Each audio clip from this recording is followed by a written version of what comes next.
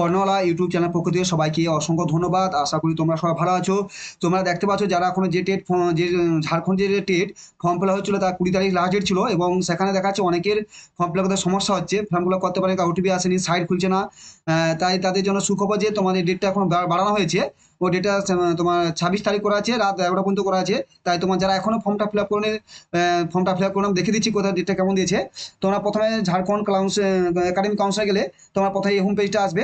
এখানে গেলে তোমরা এখানে ঝাড়খণ্ড টেট বলে এক্সাম ক্লিক করলে, পোর্টালটা ক্লিক করলে তোমরা এখানে পেয়ে যাবে সঙ্গে সঙ্গে এরকম অপশন চলে আসবে। দেখো এখানে লেখা আছে, দেখছেন এই যে লাল রেখে হেডিং আছে 26 এক্সটেন্ড 26 আগস্ট 2024 রাত 23টা 59 মিনিট, যেটা রাত মানে 26 তারিখ রাত 12:30 পর্যন্ত, ঠিক আছে।